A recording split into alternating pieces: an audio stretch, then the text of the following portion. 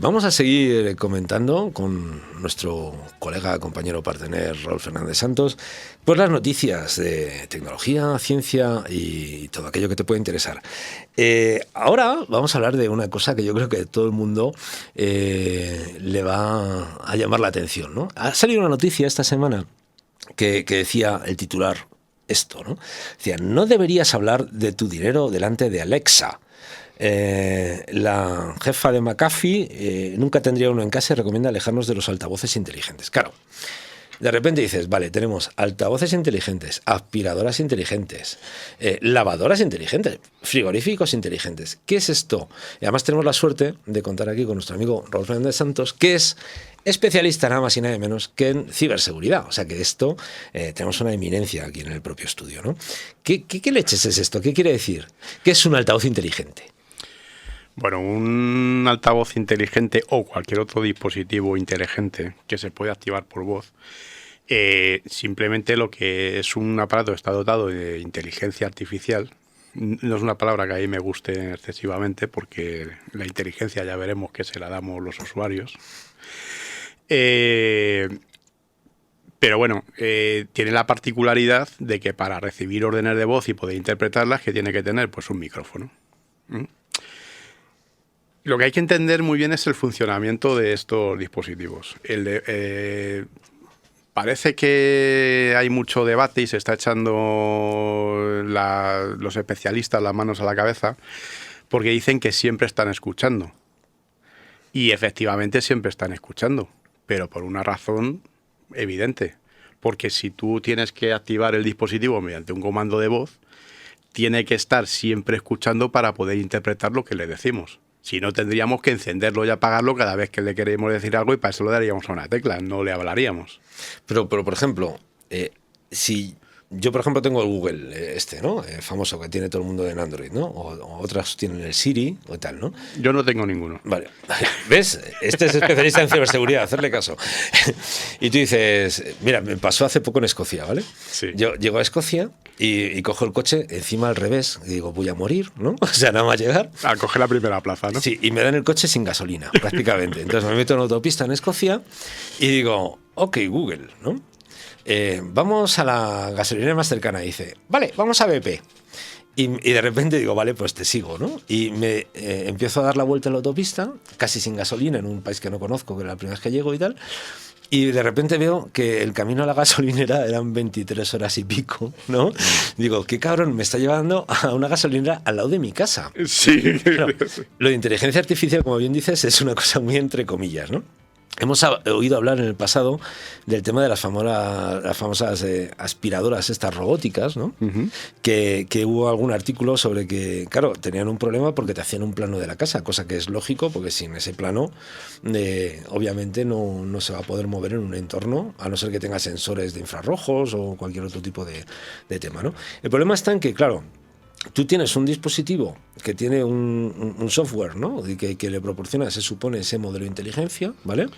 Pero claro, ese modelo de inteligencia tiene que estar conectado a Internet y a las redes del fabricante. ¿Y claro, en qué sentido y para qué fines? Claro, hay que tener en cuenta una cosa, y esto tiene que tenerlo todo el mundo claro. El sonido no lo procesa el aparato, lo procesa la empresa. Y además hay una parte del procesado de los sonidos que funciona mediante algoritmos de inteligencia artificial, pero hay una parte que lo tienen que procesar personas, seres humanos. Porque la inteligencia artificial lo que quiere decir es que el aparato, lo que tenemos nosotros es que irle, digamos, alimentando y retroalimentando para que vaya aprendiendo ciertas situaciones. Hay una cosa muy curiosa que decías tú antes de los navegadores, que yo desde que Google implementó la inteligencia artificial en su navegador, cada vez te lleva por unas rutas más increíbles. Antes, cuando tú tenías un navegador en el coche y podías gestionar la ruta, si querías la más corta, si querías la más larga, si querías evitar tráfico, tramos, intersecciones o tal, te llevaba siempre de maravilla. Últimamente, cada vez que coges un navegador, yo, cuando tengo que ir a un sitio que desconozco, hago lo de hace 20 años. Me cojo el mapa, más o menos veo por dónde quiero ir y ya luego pues voy haciendo caso omiso de las indicaciones hasta que voy llegando a destino. Es que en esto que acabo de contar, o sea, parece mentira que Google no se diera cuenta que para ir a su BP tenía que pillar un barco. Es que no se da cuenta porque lo llaman inteligencia artificial, pero es que ninguna máquina puede pensar. Me parece que ese término está sobredimensionado. Claro, efectivamente. Bueno. O sea, lo que tomará será una serie de decisiones en función de un aprendizaje que tenga con los datos que nosotros les demos. Por eso, los asistentes, sea un asistente por voz, Google, Alexa, o simplemente el asistente de voz de un teléfono, sea de Apple o sea de Android o cualquiera, tiene que ir aprendiendo en función del contexto en el que nosotros lo estemos utilizando. Por eso hay una parte de los audios que lo graban y se procesan para saber exactamente, para que vaya aprendiendo y pueda hacer comportamiento predictivo. Pero hay un pero, ahí yo veo un pero, ¿no? Es decir, da la impresión de que se vende una moto en la que, obviamente, esto es que está aprendiendo. Pero claro, ¿cuántos millones de usuarios tiene de tu mismo país? Es decir, obviamente tiene una capacidad de aprendizaje que, para ir a lo que hace la mayoría de la gente, llévame al banco más cercano, de dónde está no sé qué, o tal, eso ya debería estar más que aprendido, ¿no? Entonces, ahí debe haber otro fin. Debido a los intereses de la empresa, en aprender tus hábitos, no tanto en aprender el software, el modelo de inteligencia que se adapta a ti, ¿no? Es que insisto en que los aparatos no son inteligentes. Tienen capacidad de tomar decisiones y de hacer análisis predictivo en función de una información predeterminada que ya le hemos dado. Llevamos años alimentando estos modelos con los teclados de los dispositivos táctiles y con un montón de cosas que vamos haciendo. Simplemente los navegadores, pues lo que te van es viendo a ver si, aunque te indique, tú vas por otra ruta, si resulta que hay una más corta o hay más. Yo me centro ahora en los navegadores porque es la experiencia más próxima que tengo. Yo, como soy tecnólogo, digamos, por decirlo de alguna manera, pues me sorprende muchas veces todas estas cosas, ¿no? Yo digo que siempre que las máquinas son inteligentes hasta que necesitan actualizarse. Claro. Entonces ya deja de funcionar todo, ¿no?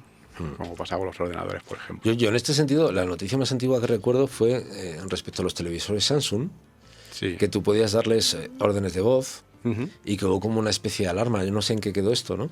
De, por favor, no hables delante de tu televisor, no le digas a tu churre que la quieres, porque va a quedar registrado, ¿no? Para toda la vida, ¿no? Y al final, claro, dices, ¿qué es seguro y qué no es seguro utilizar? Porque claro, una cosa es lo que tú acabas de decir, que es la mecánica de cómo funciona esto, ¿no? Pero, ¿qué problemas de seguridad tenemos ahí? Los problemas de seguridad que tenemos son los de cualquier dato que mandamos fuera de nuestro entorno. Puede ser un comando de voz, o puede ser un documento, o puede ser simplemente porque estamos en un centro comercial y están registrando nuestra posición, o nos conectamos a una red de wifi que es insegura, lo que comentamos muchas veces en programas que hemos hecho de este tipo.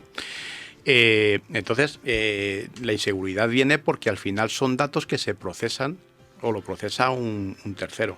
Y una pregunta, por ejemplo, yo cuando quiero hablar con Google, ¿no? Por ejemplo, le digo, ok, voy conduciendo. Obviamente no tocas el móvil, ¿no? Y lo haces todo por voz. Claro, yo digo, ok, Google, y ok, Google es como un activador. Entonces entiendo que hasta que no diga eso, el teléfono no me está escuchando permanentemente. El teléfono te está escuchando, pero porque tiene que escuchar, porque tiene que saber cuando le dices ok, Google. Vale. A ver. Sí, pero escucha pasivo, pero sin registrar. Pero si es... ¿Puede registrar o no puede registrar? Hay una parte en las condiciones de uso en las cuales tú autorizas a que parte de eso que está escuchando o que está en la escucha se pueda procesar, ¿vale? Para mejorar la experiencia de usuario, bla, bla, bla, bla, bla, bla, que todos damos sin leer. Y yo me incluyo también, porque Sí. es que si no te tirarías todo el día leyendo condiciones y entonces no harías otra cosa más que vivir para estas cosas. Pero hay que tener en cuenta, insisto, en que cuando tú activas un asistente de voz, siempre está escuchando. La alternativa es no activarlo. Claro. Claro, yo en mi teléfono no tengo asistente de voz. Vale. Por una cosa muy sencilla, además. Porque yo en su momento decidí que no funcionaba, porque cada vez que decías OK Google y le decías un comando, siempre te decía una cosa totalmente distinta a la que querías, con lo cual yo en su momento dije, oye, pues para estar ayudando a que esto se desarrolle, pues mira, lo apago y por lo menos no me escucha nadie, ¿no? Claro. No porque yo vaya a decir o vaya en el coche, vaya a decir cosas que me comprometan o tal, pero bueno, al final es una información que estás mandando fuera de tu entorno y que tiene todos los riesgos que corres con todo este tipo de datos. Y a colación de esta noticia, acá hay cosas, ya soy un tío muy mayor, ¿sabes? A veces me pierdo con la técnica y tal. ¿Qué es un altavoz inteligente? O sea, ¿qué hace esto? Porque claro, yo digo, coño, un altavoz es un altavoz, ¿hasta qué punto un altavoz tiene que tener inteligencia? ¿Qué es esto del Alexia o del Google Home, que se llama, ¿no? O no Sí, sé cómo se Google llama. Home ¿Qué hace esta cosa? Al final es domótica. Pues te permite que le digas que quieres poner una canción, en un futuro te permitirá controlar funciones de las viviendas, pues encender, apagar la luz, manejar la televisión, poner la lavadora, pues todo lo que ahora ya existe, todo esto existe, porque claro, se puede hacer domótica en una vivienda, lo que pasa es que se maneja a través de un teléfono móvil o de una tablet o lo que sea, sin necesidad de recurrir a comando de voz. Es una posibilidad más que hay ahora mismo. Pero bueno, que en principio es como todo. No es ni bueno ni malo, tenemos que saber simplemente cómo funciona y qué es lo que estamos dando. Lo hemos comentado tú y yo esta tarde. No tiene mucho sentido el que estemos velando por la seguridad y tengamos un teléfono móvil que nos ha costado 1.500 euros porque es la compañía más segura y porque no cede los datos tan no sé qué, tengamos un cacharro en casa que está escuchando todo lo que decimos todo el santo día. Obviamente. Pues hombre, no parece tener mucho sentido. Creo que Raúl quería decirnos algo. Sí, hola, toca yo. Hola. Una cosa, yo en esta cosa siempre tengo muchas dudas, ¿no? Porque es verdad que hay, no sé qué parte hay de mito y qué parte hay de verdad en esto de que todo te escucha, todo se queda registrado. Ya últimamente hablan de que las cacerolas estas con reostato también te escuchan. Y dicen, bueno, que te escuchen puede ser. A mí lo que me importa es qué es de lo que escuchan, qué es lo que están mandando a algún sitio y de qué forma lo utilizan, ¿no? Yo me quedo bastante tranquilo porque digo, bueno, que la CIA tiene información de mis costumbres, pues francamente, allá ellos. Porque tiene poco. Ahora,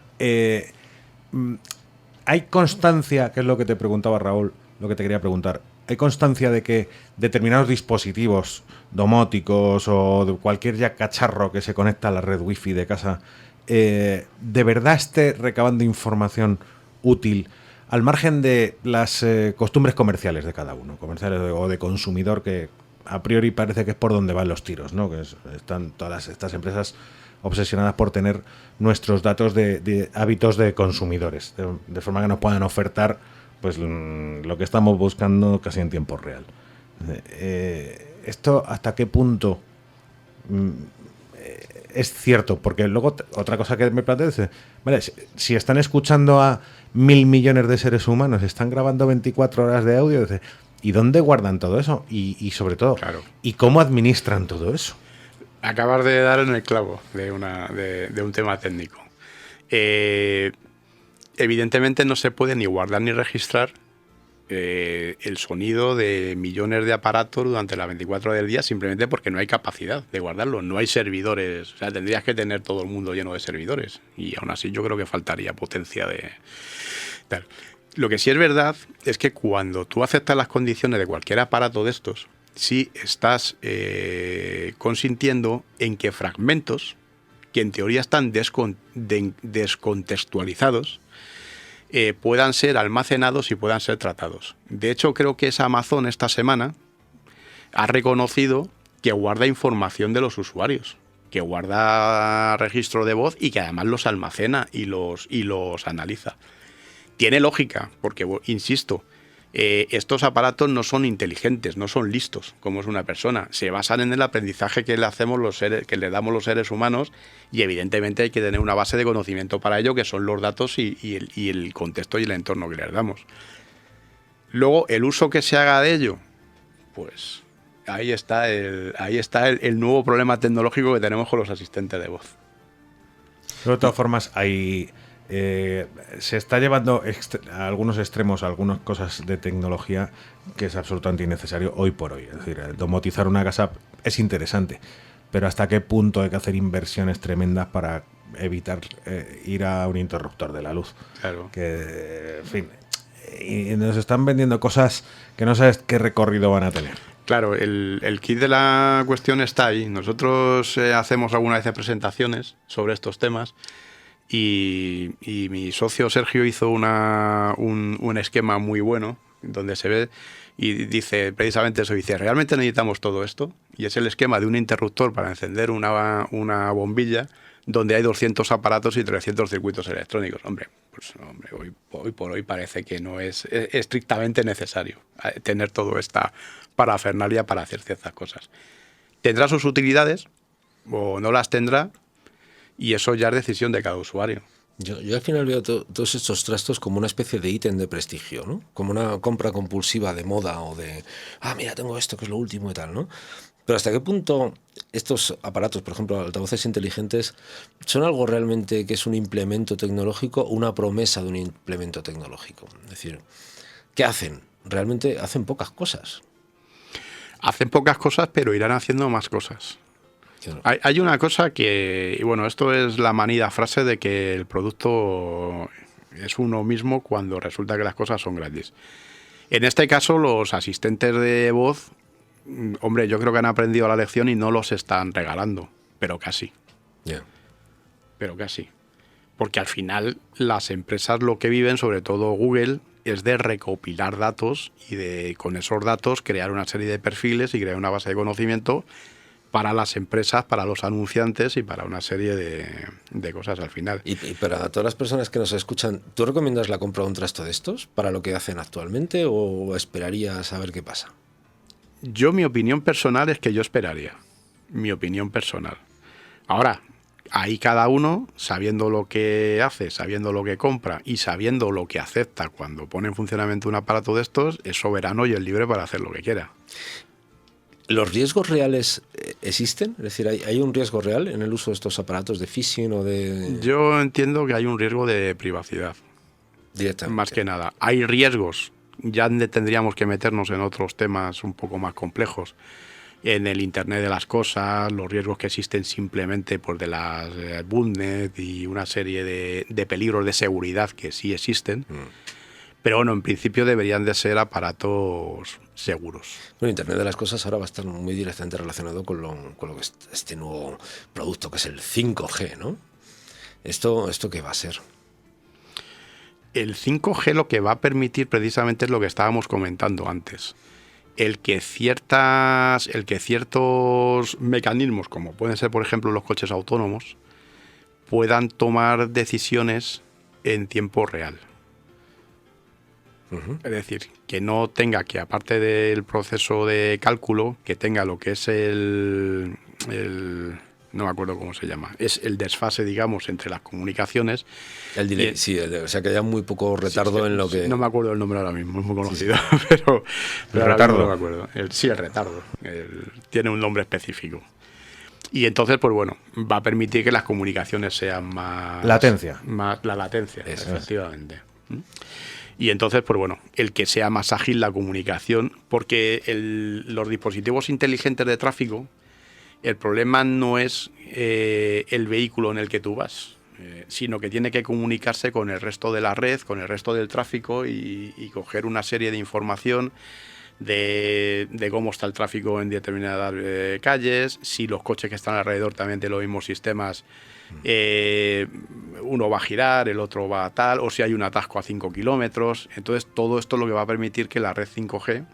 ¿Sabes que hace muchos años ese ejemplo que estás poniendo lo escuché hace muchísimo tiempo, quizá hace 15 años, respecto a la promesa de la red Galileo europea, ¿no? Que era la red alternativa de GPS y demás, que lo que planteaba precisamente era una de esas cosas, ¿no? Es decir, vamos a tener un GPS instalado en cada vehículo o en tal, y de repente pues vas a tener un conocimiento a ciencia cierta de donde hay un sitio libre para aparcar, alternativas de tráfico, lo que va a hacer una fluidez, ¿no? Y demás, que ahora van a ser la 5G, pero ¿qué ha pasado con Galileo? Porque se ha quedado ahí un poco... Porque al final muchas veces se prometen tecnologías que realmente pues no se pueden implementar. La red 5G tiene que ver mucho con las Smart Cities, que es un término, ahora todo smart mola. todo es smart no sé qué, Sí, smart sí. no sé cuánto, aunque no tenga nada que ver, ¿no? Es una moda que hay. Pero esto necesita que las ciudades y las infraestructuras sean inteligentes. Yo de momento no quiero un coche inteligente, ni quiero una ciudad inteligente. Yo con no despeñarme por la carretera cada vez que llueve tengo bastante. Claro. Claro.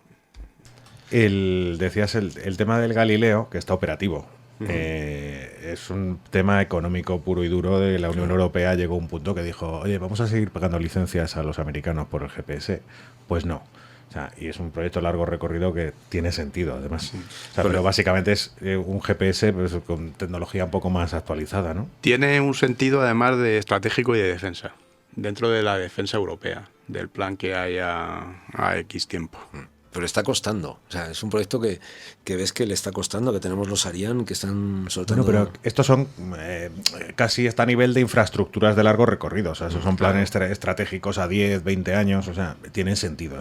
Yo creo, tiene pinta de ser una cosa bien pensada. Sí. No, O sea, el diseño inicial era maravilloso. O sea, realmente iba a ser un implemento frente al GLONASS y frente al GPS absolutamente bestial, ¿no? Yo, sinceramente, espero que tire por eso lo que en teoría dará a Europa es independencia tecnológica.